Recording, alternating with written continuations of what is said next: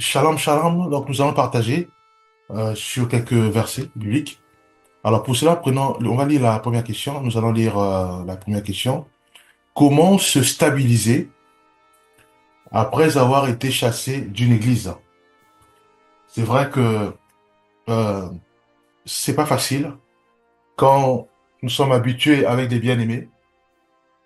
Dans la prière, nous sommes habitués à des bien-aimés. Dans le partage de la parole de Dieu, nous sommes habitués à des bien-aimés, des frères et sœurs de l'église, pour nous consoler, pour nous fortifier, pour nous relever. Et subitement, on nous met dehors.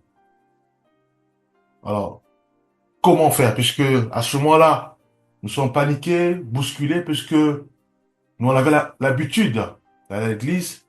Et en nous, nous avons la connaissance comme quoi, euh, quand j'allais à l'église, je me portais bien. J'étais à l'aise. J'avais bien mes frères et sœurs, voyez-vous. Mais subitement, je suis exclu. À ce moment-là, oui, il y a des douleurs. À ce moment-là, oui, je suis éloigné, je suis tout seul dans un coin, je suis abattu, je suis triste. Comment me stabiliser? Comment enlever ces pensées en moi? Comment me stabiliser? Alors pour cela, nous allons prendre une image. Mon père m'a appris comment je dois écrire sur une feuille avec un stylo. Plus tard, mon père écrit des lettres pour insulter des gens, écrit les lettres pour mal parler d'une administration, écrit des lettres pour rabaisser des gens. Alors, est-ce que cette situation me poussera, moi, à ne plus utiliser un stylo ou à ne plus écrire des lettres? Je ne pense pas. Voyez-vous? Puisque mon père, il était là uniquement pour me montrer comment écrire sur une feuille avec un stylo. Ma mère m'a appris comment on conduit une voiture. Elle m'a appris le code. Aujourd'hui, je sais conduire la voiture. Ma mère, maintenant, prend la voiture, conduit n'importe comment, à faire des accidents et autres. Est-ce que cela va me pousser à ne plus faire mes courses, à ne plus prendre la voiture pour aller faire mes courses? Non. Ma mère, elle était simplement ce chemin ou ce canal pour me montrer comment utiliser une voiture. Voyez-vous? Et donc, l'église, un berger, un pasteur, c'est pareil. Ils sont là uniquement pour me montrer le chemin vers Jésus-Christ.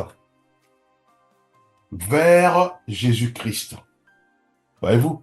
Donc moi, je ne peux pas euh, fonder ma foi ou bâtir ma foi sur l'Église ou sur un berger ou sur ou même sur les anges. Puisque les anges, ils sont au service de Dieu et c'est Dieu qui les envoie pour soit délivrer un message, voyez-vous, ou soit pour nous fortifier. Mais nous, en aucun cas, on ne peut pas bâtir notre foi sur les anges. Non, non. Voyez-vous? On ne peut pas bâtir notre foi sur notre papa ou notre maman. Non. Voyez-vous? Mon père ou ma mère m'apprend à aller à l'école. Mon père et ma mère m'apprennent à nettoyer une maison. C'est-à-dire ce qu'on appelle faire des choses les choses de la maison. Donc, comment repasser des habits, comment nettoyer la maison, comment mettre les assiettes dans les machines pour les laver, comment laver les habits, mettre les habits dans les machines pour les laver. Voilà, tout ça, c'est une formation. Parce qu'il y aura un moment, au bout d'un moment, je serai face à mes responsabilités quand je serai chez moi à la maison. Ou quand, si je suis une sœur, donc quand voilà, je vais me marier, j'aurai des enfants. Sûrement, je vais me marier, j'aurai des enfants. Et c'est à ce moment-là que je veux maintenant mettre en pratique ce que j'ai appris à la maison.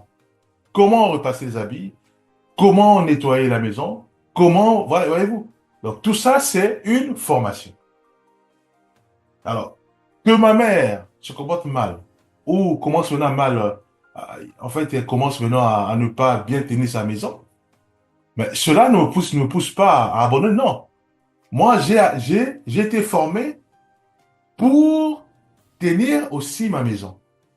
Voyez-vous, puisque j'aurai des enfants, ils doivent manger. Donc, j'ai appris comment préparer la nourriture. Donc, ma mère et mon père, c'est simplement, c'est juste un chemin.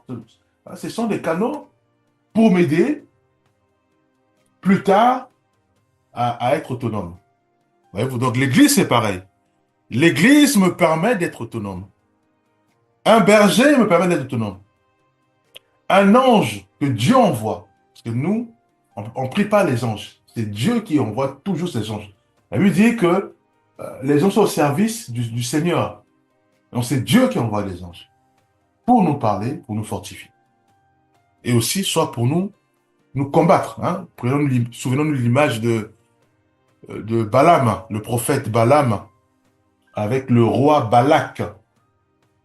Voyez-vous, où Dieu a envoyé l'ange pour résister à Balaam, qui partait vers le roi Balak, pour maudire Israël. Voyez-vous. Donc Dieu envoie les anges, donc les anges sont au service de Dieu, soit pour nous délivrer un message, soit pour nous résister, soit aussi pour nous fortifier. Souvenons-nous encore de Gethsémane, le jardin de Gethsémane, où l'ange est venu fortifier le Seigneur Jésus-Christ. Voyez-vous? Donc l'Église est là pour nous montrer le chemin vers le Seigneur Jésus-Christ. Le pasteur, le berger sont là pour nous montrer le chemin vers Jésus-Christ. Donc, en aucun cas, on ne peut pas s'attacher à l'Église ou aux objets de l'Église ou à ce que nous voyons à l'Église. On ne peut pas s'attacher aux choses ou aux objets de l'Église. C'est la distraction, bien aimé. Nous devons au contraire nous attacher à Jésus-Christ, puisque l'Église est là pour nous montrer le chemin. Voyez-vous? Et à un moment, je suis obligé de quitter ma maison familiale pour aller chez moi. Je suis un homme pour me marier et avoir notre foyer. Voyez-vous? Moi, en aucun cas, je dois m'attacher à la maison de mes parents. Mais non. Puisque je veux grandir. Je serai adulte. Je veux travailler. Voyez-vous? La maison familiale est là pour me former, m'orienter, pour que je sois autonome. Mais en aucun cas, je dois m'attacher à ça. Sinon, le parent va dire, mais attends, on ne comprend pas. Tu es un enfant. Sachant que tu as peut-être 30 ans, 40 ans, 50 ans, voyez-vous. Et tu travailles. Ils sont étonnés. Mais qu'est-ce qui se passe? Qu'est-ce qui bloque? Puisque tu es à la maison familiale. Tu es censé te marier. Tu es censé avoir des enfants. Tu es censé diriger ta maison. Former tes propres enfants.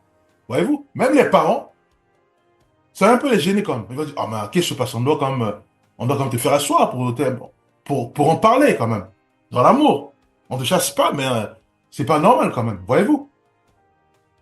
On ne peut pas s'attacher à des choses de l'Église. On ne peut pas s'attacher aux bancs. On ne peut pas s'attacher aux bougies. On ne peut pas s'attacher aux statues, aux objets de l'Église. C'est de la distraction, bien aimé. Nous devons nous attacher à Jésus-Christ. Puisque la Bible, l'Église est là pour nous montrer la voie à suivre. Le chemin vers Jésus-Christ. C'est uniquement Jésus-Christ. C'est à lui seul que nous devons nous attacher. Voyez-vous, le pasteur est là pour nous montrer le chemin. Alors si moi je commence à m'attacher au pasteur, mais c'est de l'idolâtrie. Voyez-vous? J'ai un problème, pasteur. Je suis pasteur. Non. Il me montre le chemin vers Jésus-Christ. J'ai un problème, c'est Jésus-Christ. J'ai un souci, c'est Jésus-Christ. C'est lui seul que je dois voir. Voyez-vous? Un ange, quand il vient me parler, il me dirait toujours que soit tes mauvaises œuvres sont montées vers le Père, ou pour t'encourager. Mais toujours, il parlera sur la base qu'il a été envoyé du Père. Mais en aucun cas, je dois m'attacher à un ange. Non. La prière, elle doit être orientée vers Jésus-Christ, vers C'est lui qui nous a créés. C'est lui qui envoie les anges. C'est lui la source. Voyez-vous? Alors, si on raisonne ainsi, que je sois banni d'une église, banni de 5 ou 4 églises, banni de mon pasteur, banni de mon berger, banni même de responsables religieux, mais je suis stable et intact. Pourquoi? Parce que je sais que ma foi, elle est basée sur Jésus-Christ. Voyez-vous? Parce que l'Église m'a formé et m'a orienté à réaliser que c'est en Jésus-Christ seul que je dois bâtir ma foi et ma vie. Voyez-vous? Donc je ne peux pas m'attacher à la religion, non. Ça, c'est une erreur. Voyez-vous? Ça, c'est une erreur. Voyez-vous? Prenons quelques versets pour ça.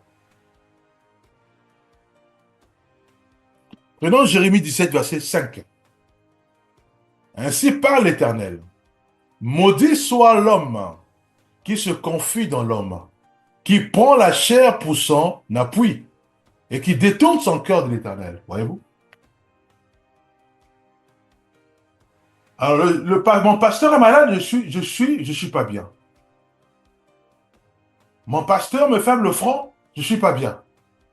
Mais le Seigneur me demande à moi de ne pas m'attacher à mon pasteur. Non, c'est une erreur. Et si un pasteur fait tout pour que toi, tu t'attaches à lui, ça veut dire que ce pasteur euh, euh, est en erreur. Voyez-vous? Si un ange fait tout pour te pousser à t'attacher à lui, ça veut dire que même l'ange aussi est en erreur. Souvenons-nous, nous allons juger les anges, les anges. C'est écrit dans la Bible. Voyez-vous, bien aimé?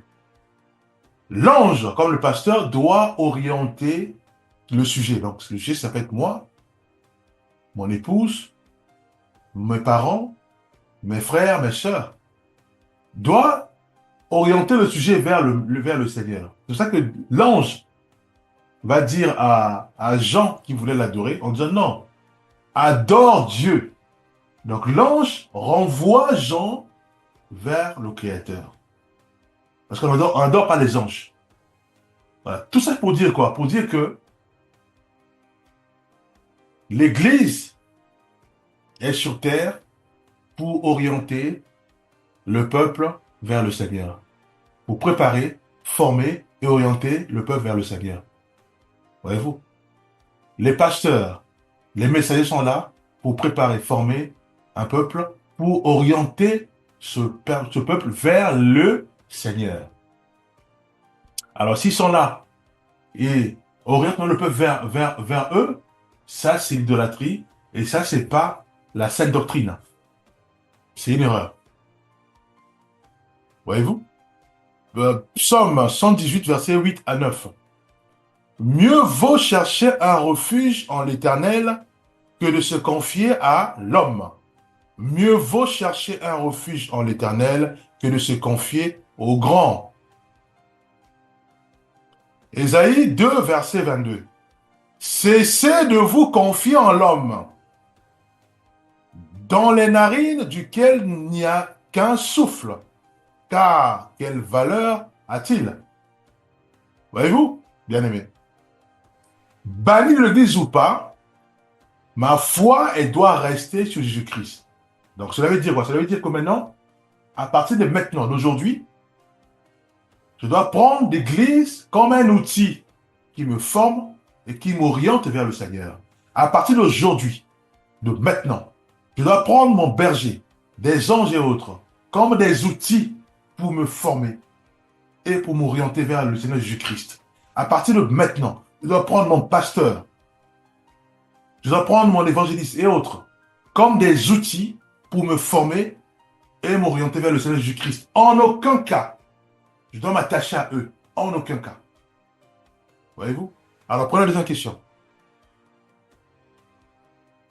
Comment éviter l'apostasie? L'apostasie, c'est l'abandon de la foi. Hein? Comment éviter l'apostasie malgré les mauvais comportements de mes parents? Et sachant que c'est mes parents, voilà, comment, voilà, sachant que c'est mes parents qui m'ont emmené à l'église.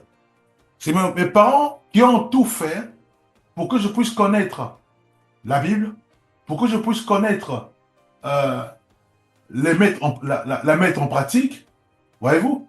Mais les mêmes parents, à un moment, les mêmes parents commencent à mal se comporter envers moi, à me pousser à aller trouver un travail, à me pousser à aller travailler et à me chasser pour dire, voilà, va chez toi, tu es devenu grand.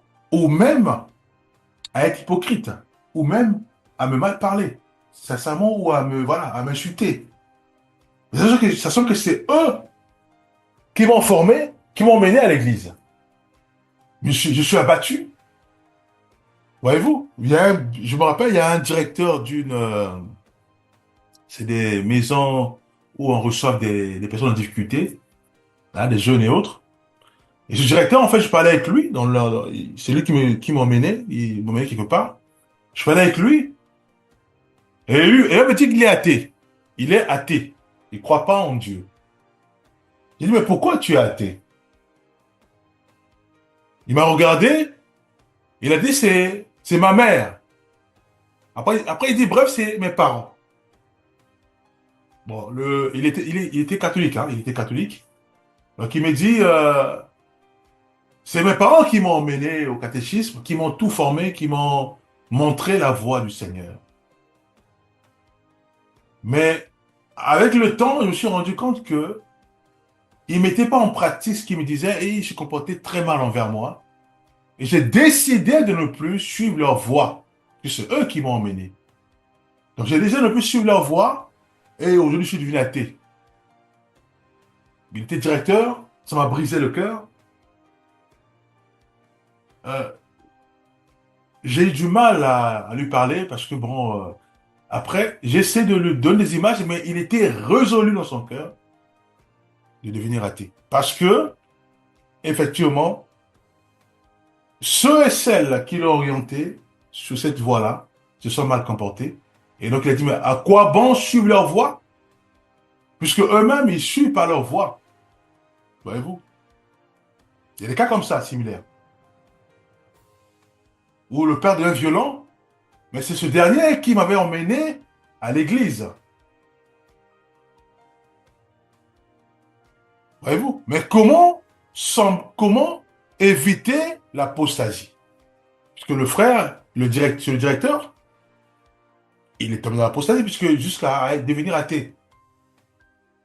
Voyez-vous? Donc nous devons réaliser que les parents sont là pour nous montrer juste un chemin. Voyez-vous?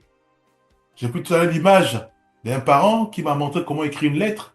Et c'est encore le même parent qui écrit des lettres pour insulter les administrations. Mais je ne peux pas faire comme eux, mais je ne peux pas aussi arrêter d'écrire des lettres de, de, de, pour encourager, pour fortifier son petit frère. Voyez-vous? Donc, cette action ne me pousse pas à ne plus écrire des lettres. Non, ça c'est une erreur si je le fais. Voyez-vous? Donc, je dois continuer euh, à écrire des lettres. Donc, je dois continuer à aller à l'église. Même si mon mari, c'est lui qui m'a emmené à l'église, il ne vient plus à l'église. Je dois continuer à prier. Voyez-vous pourquoi? Parce que l'église, mon mari, mes parents, ne sont que des outils pour m'aider, moi, à être formé et à suivre Jésus-Christ. C'est lui seul qui est notre objet, et qui est c'est le point, comment dire, la destination. Voyez-vous, c'est Jésus-Christ. Pas les églises, pas les bergers, pas les anges, pas les objets de l'église. Non, bien aimé. C'est Jésus-Christ, la parole faite chair. Voyez-vous? Alors, comment éviter l'apostasie? Mais c'est de tout modifier. Je modifie mon mode de fonctionnement, mon mode de vie. Je dois me réaliser que maintenant, c'est Jésus-Christ. C'est lui seul que je dois orienter mes regards, mes pensées, toute ma force. Voyez-vous? Parce que Jésus-Christ, il veut que nous puissions marcher selon sa parole. Vivre selon sa parole. Pratiquer sa parole. 1 Thessaloniciens 4, verset 3. Ce que Dieu veut, c'est votre sanctification. C'est que vous vous absteniez de l'impudicité. Hébreux 12, 14. Recherchez la paix avec tous et la sanctification sans laquelle personne ne verra le Seigneur. 1 Pierre 1, 15 à 16. Mais puisque celui qui vous a appelé est saint, vous aussi soyez saints dans toute votre conduite, selon qu'il est écrit, vous serez saints car je suis saint. Voyez-vous? Mon Père, l'Église, les bergers, les pasteurs ne sont que des outils pour me former et pour me montrer le chemin. Et le chemin à suivre, c'est vers Jésus-Christ. Lui seul. C'est en lui que je dois m'attacher. C'est tout. Pas à l'Église, pas aux autorités de l'Église, pas à mes parents, non, à Jésus-Christ. Voyez-vous? Prenons la dernière question. Comment ne pas sombrer dans le manque de foi après avoir été brisé et humilié, bien sûr, toujours par ceux et celles qui m'ont ramené, par mes repères spirituels, donc ça peut être mon pasteur, ça peut être mes amis aussi, les repères spirituels. Hein. Ils prient beaucoup, ils m'entraînent aussi dans la prière, voyez-vous. Ou ça peut aussi être ceux et celles que je respecte, mes repères spirituels, voyez-vous.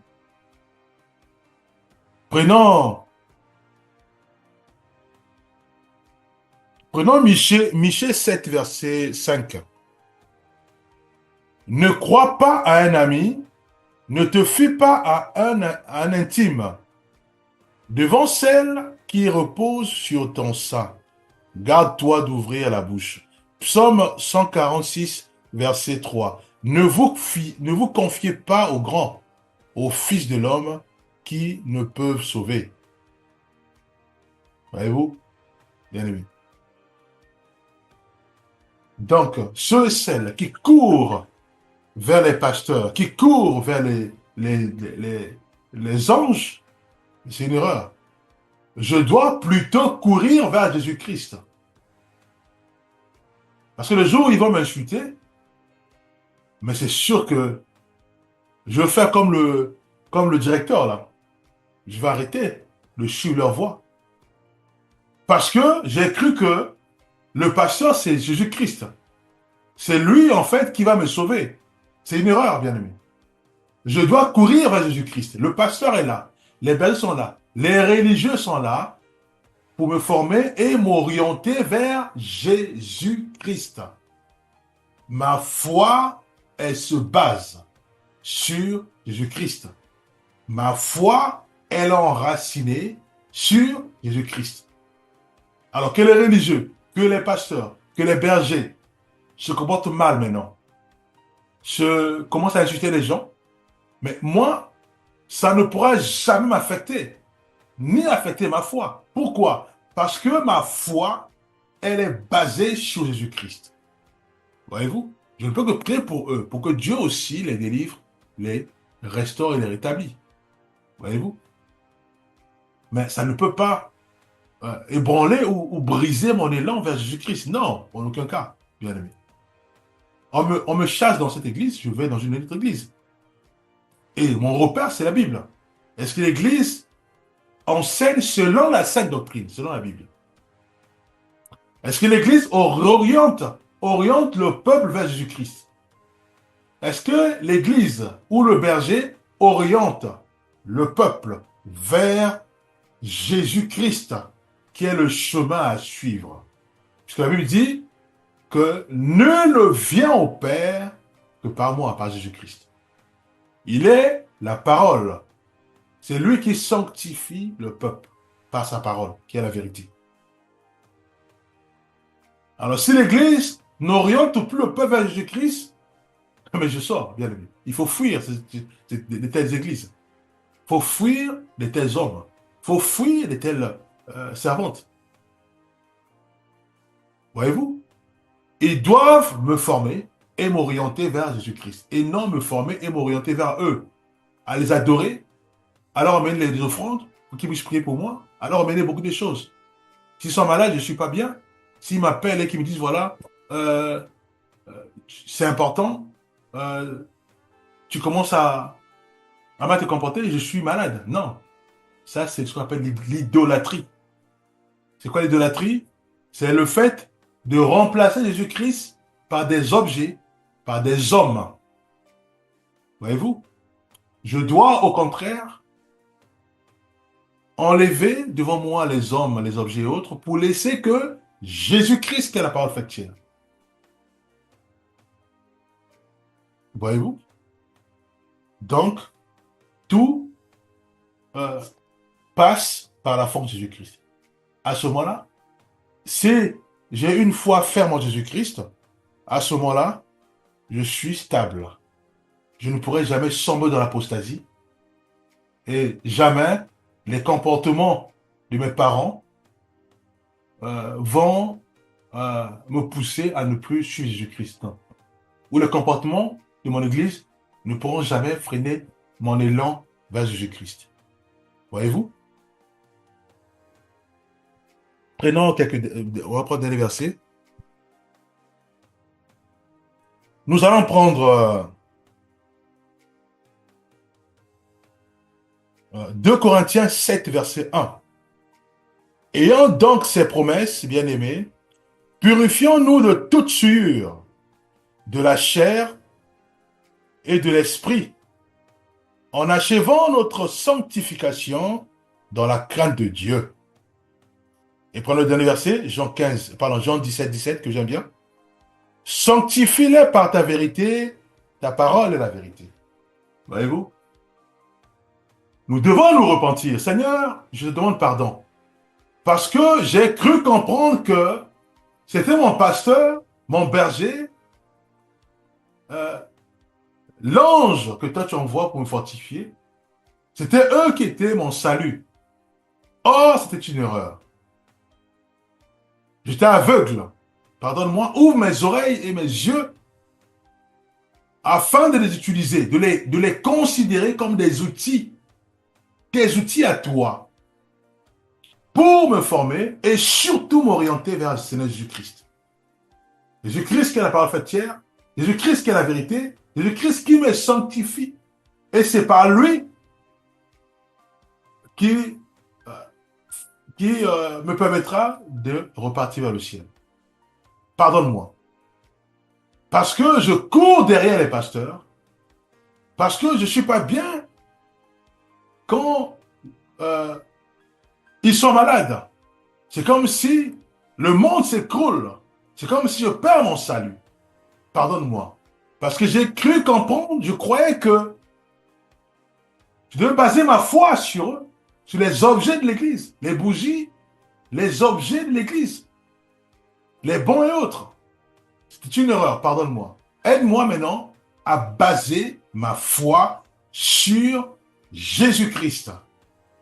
Qu'il est bon ou pas à l'Église, les objets sacrés ou pas, ma foi en Jésus-Christ, elle est intacte. Aide-moi. Au nom puissant de Jésus-Christ, ainsi prie. Amen. Voyez-vous, c'est le genre de prière que nous devons faire. Et Dieu nous pardonne. Parce que il y avait l'égarement en nous. Nous étions égarés. Voyez-vous? Nous allons prier. Père, nous remettons ta main nos vies. Bénis chacun de nous. Fais grâce que nos cœurs, Père, nos cœurs s'attachent à toi. Nous voulons, ô Éternel des armées, laisser ton esprit nous parler, nous former, nous aiguiller. Brise en nous l'orgueil, brise en nous l'ego. Nous voulons manifester l'humilité, la simplicité et laisser le Maître nous conduire, Jésus-Christ nous conduire. Quelle grâce d'être conduit par Jésus-Christ. Quelle grâce d'être conduit par le Saint-Esprit. Et quelle grâce de rester dans sa bergerie. Au nom de Jésus-Christ, nous avons ainsi prié. Amen.